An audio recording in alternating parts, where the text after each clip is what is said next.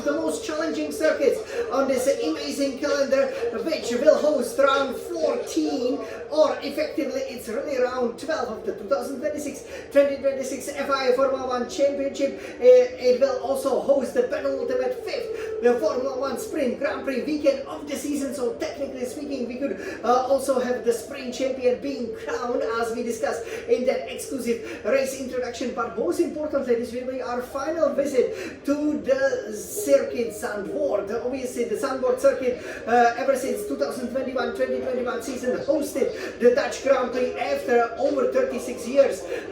Last time out we won here was, back when René Arnold was racing for Scuderia Ferrari. So that just gives you the idea of how difficult it was, to add to our wonderful collection of 8 race victories, 7 pole positions, of course 10 fastest laps and 18 podiums, which will be the bare minimum to definitely achieve as we striving, to reclaim the leads in both the drivers and the constructors championship, and finally win again for Scuderia Ferrari.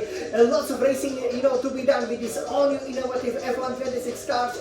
So we are gonna go in our 2026 fashion behind the wheel of our Scuderia Ferrari SF1000 T818 Formula 1 Racing Simulator. We will first take a look at the setup, which actually just needs few of the tweaks and probably a bit more of a wing, I would say, because again I've only done 10 laps only, with these new F126 cars, but I'm pretty much dominant around the Zandvoort over here, which that Red Bull villain won't like, but this is how you do it to your competition, go right directly to their heart. So we will take a look at it, then we will do the warm-up lap, and with the hot lap we will see just how far we can push it around the uncompromising layout, the roller coaster like layout of the circuit Zandvoort before it waves goodbye, probably for another very, very long time period, because obviously with Belgium hosting the race, it is maybe unsustainable for them. But again, for me, lots of great memories here from circuit Zandvoort. 1, maybe 2 victories are coming, 2 podiums, maybe 3 podiums are coming, 1, maybe 2 pole positions are coming, and 2 fastest laps, maybe 3 are coming. So definitely stay tuned. But now I'm very excited to finally climb into the cockpit and race the Zandvoort as it was meant to be with these all new innovative 2026 cars. So let's go for it over here. Again, I hope you guys had a great summer. Obviously we had a fantastic summer, and before we go to celebrate love, we will take this Scarlet Red Ferrari out for a spin, going to what is now effectively really round 12, but round 14 of the championship, hosted here in the Netherlands. Obviously Netherlands, the way it's built, you can see no hills over there, which also means that there is plenty of sand, and you can see that elevation changes. That's really a big challenge at Zandvoort, but once you again learn the racing lines, they will be actually very similar to what you had before, but the deployment of the battery also, where the straight mode will be, is slightly different, again mostly because with the active aero we open up both of the wings, and we usually run a really low downforce over a really high downforce, because again we need to make sure that we can handle the car. So let's take a look over here at this setup. Again, sometimes can be a bit dirty, can be a bit difficult again, to go through some of the turns, especially at the beginning of the weekend. So for that sprint qualifying, that will be a real challenge for the Formula 1 drivers, obviously maybe with a bit of a sand being here and there and everywhere. So over here, let's go to the setup that we've tried that works the best for us at the moment. Fuel load stays at the same 10 kilograms. For the aerodynamics, so throttle aero we put it at 50, so we actually upped it up a little bit, which is a bit surprising. Rear wing aero at 38, and I do believe here we probably, as we will obviously get more to grips with the F126 cars, will go more with the wing. Why is that? Because once you go up from basically what is effectively turn 4 and up the hill, and you remember in the 2025 hard lap, you will pretty much stay full throttle. Here you will have to be lifting up with a dead with less of a wing, and also the car will be more prone to spinning, so you definitely have to show all of your racing skills. For the transmission, the differential adjustment on the throttle will be at 100%, differential adjustment off throttle 25%. This balance works really well at Zandvoort, because at Zandvoort you will be again going off the throttle quite a lot. because you have to feather the throttle. You cannot just go full power, easily, which is great, by the way, for recharging the battery. But again, with a more open differential, it will give you that nice spin around the corners. Suspension geometry stays all the way to the minimum, as usual. Front camber at minus 3.50 degrees, rear camber at minus 2.0 degrees, front toe out at 0.00 degrees, rear toe in at 0.10 degrees. Now for the suspension, front suspension is at 39, the rear suspension is at 17. So this balance soft and firm works quite well. Bit more of a anti-roll bar helps us again, with the car rotation. So front anti-roll bar at 15, rear anti-roll bar at 10 works really well, at least for me, because you basically do not get a lot of the wheel spin when you turn into the corners. Some corners you really have to be quite precise and position yourself into them. From ride height at 23, ride height at 51, you guessed it, because obviously the circuit is old, bumpy, and obviously it has a lot of camber and elevation changes.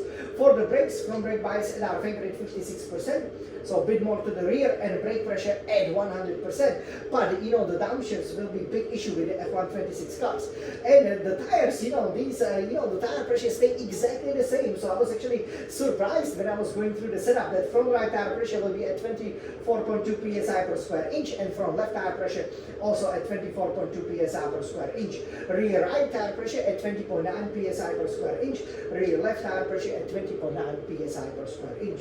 So over here, now you know the setup, and it's time over here to discover what exactly Zandvoort is all about. And you can probably tell why also it is bowing, and saying goodbye here to the Formula One calendar. Okay, so everybody, take a look at it. So over here, as you can see, again, this is great for the spectators, right?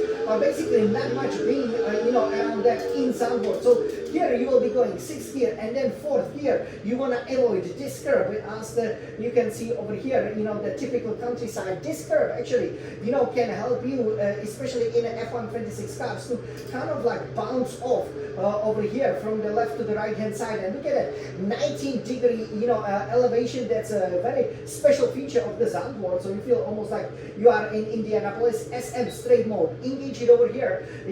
That will give you that welcome boost, obviously, of less drag, so that you can really go at least to the 8th gear. And as you can see, again, not much being around there, which is why Zandvoort won't continue. But there is that podium where we obviously wanna be, lifting lots of trophies over here, where usually this track hasn't been that kind to Scuderia Ferrari. So here you will be pummeling down the straight. It will be important over here to perhaps lift a little bit, recharge that battery at the end of the straight, but that won't really be necessary. Go to the 3rd gear as quickly as you can, maybe even 2nd gear. That helps to rotate the car really well over here. And then on the throttle as quickly as you dare, to make sure that obviously over here you want to be deploying the battery if you can, but not here over the crest, because again, that could unsettle the car. Obviously, the crowd will be cheering, we know who on. And 2nd or 3rd gear through another 18-degree camber, corner over here, and then you pretty much go for it. Engage the battery, and here going up the hill, it will be important, I think, to again use the battery a little bit more, because you will be going 6th, 7th gear, and the car kind of tops out, at the maximum power over here. Then once you go over the crest, it is important to perhaps downshift, go the 6th gear, get an early turn in over here. It is important with these cars. Also, with a bit less of a rear wing, you can fly off the corner, so you have to lift. 6th, 7th gear once again, but then 5th gear, you cannot take it full throttle over here. At least I tried a lot of the times. But here you can have a really nasty accident if you fly off. 5th, 6th gear, and you want to actually stay maybe a bit wide, but then really hit the apex right up here. Be careful though, the car will want to be spinning over here, because there's a lot of elevation change. You can see over there the sand is everywhere. So, with a few gusts of the wind, and you can be spinning around. 3rd gear over here, it is important, a bit blind of a corner, but get on the power, maybe just right over here and straighten the wheel, as you will then go to another straight mode over here. There are pretty much only 2 straight mode zones, almost exact replacement with the DRS, but because you open that front wing, obviously the start finish straight is much shorter. And then here the blue 100-meter board, you wanna pass it, but you really have to get into the second gear, then maybe third gear, second gear, position the car and play with the lower gears. Great for recharging the battery, but because you again cannot go easily, full on the throttle immediately, what that basically for you means is you will be able to recharge the battery. So that is not gonna be, an issue over here, but you gotta make sure that you won't be spinning around. And yeah, this is how you match the Zandvoort, and surprisingly, I've always been doing really well. That was the OT overtake line, so if you're within 1 second of the car behind, you can get extra few joules of the energy. But now, let's go for the hot lap! Vivian, the Smallies are champion! Let's go, yeah, come on! So let's see how quickly we can beat. We did below 72 seconds, let's go, Jan!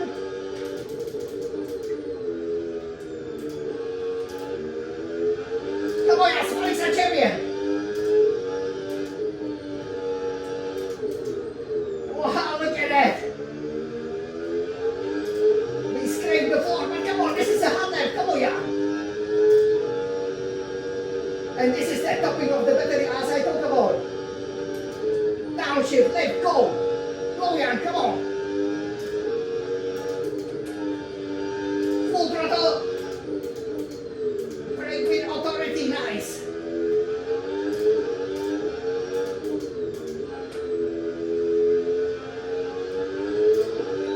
Straight move, let's go for it, Jan, come on!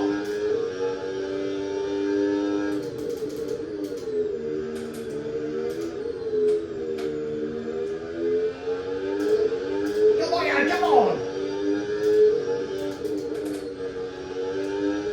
Yes, this is it!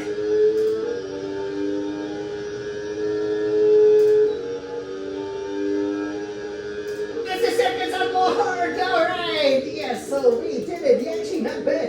1 minute 13. So we almost got it below 73. That would be 7.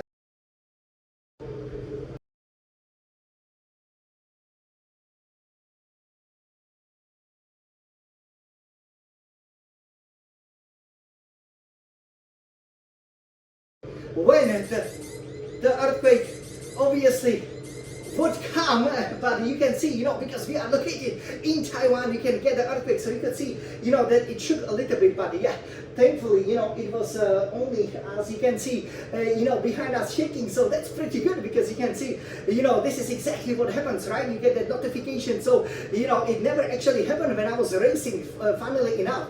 You don't get that many earthquakes, but I hope you are all safe.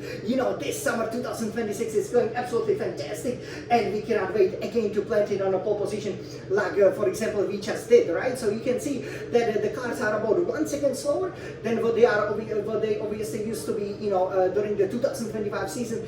And again, you could see over here, that again, with this setup, it's really stable. You can really throw the car around the bumps, and that is the most important thing around Zandvoort. Yeah. Let's go on! So, I hope you guys enjoy it. And we will, of course, hope that our drivers, especially Charles Leclerc and Lewis Hamilton, who obviously is mega around these St. Jude's, of Holland or the Netherlands, however you want to call it, that we will plant it on a pole position, obviously very strong, ending, to the first part of the season, out there in Hungary. And as we continue with what is the penultimate, spring Grand Prix weekend of the season, where maybe we could also have a spring champion being crowned. So definitely stay tuned. It will be quite interesting to see what will happen.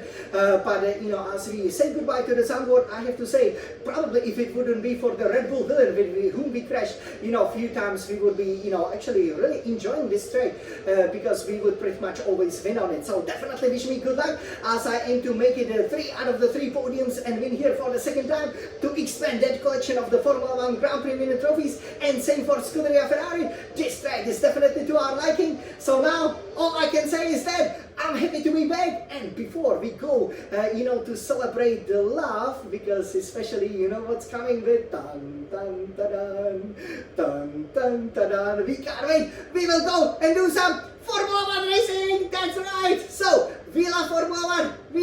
We love racing. We love Formula 1. We love Ferrari. Forza Ferrari!